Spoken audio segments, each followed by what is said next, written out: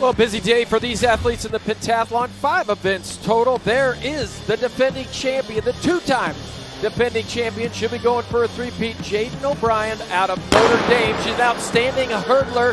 Her speed is better than ever, and she coming into these championships. Jadin O'Brien said she is as healthy as she has ever been in her collegiate career, and she would win the first heat in the hurdles, 8:16, and a personal best, and a great way to start this multi-event. This is the SEC champion, Pippi Enoch, the senior from Oklahoma. On the inside, she would get her NCAA championships underway there on the inside. She was the SEC indoor champion. She won the heptathlon 2 years ago in 2023.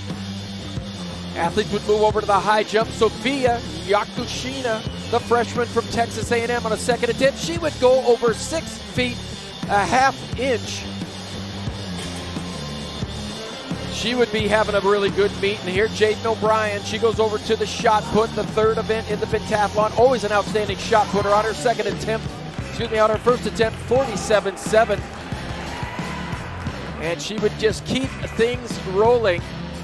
The athletes in on the fourth event, the long jump. Angel Richmore, the senior from Oklahoma, would send one out there. Although these athletes are competing against their own times and measurements, they are just trying to be the best in the field. She'd go 19.875 on the first attempt for 853 points.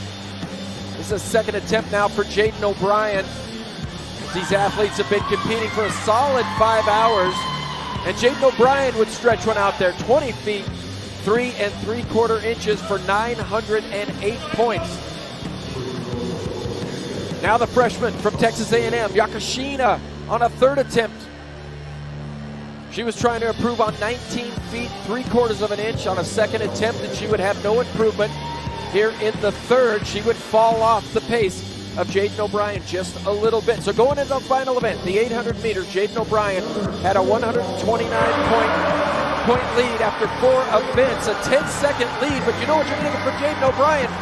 You're going to get her best effort, and she goes 2:12 and doesn't give anybody a chance to beat her. But she now joins the ranks of Jackie Johnson of Arizona State, Breanne Tyson of Oregon, and Kendall Williams of Georgia as back-to-back-to-back champions. And it'll be an early St. Patrick's Day for the faithful and Team O'Brien in the women's pentathlon.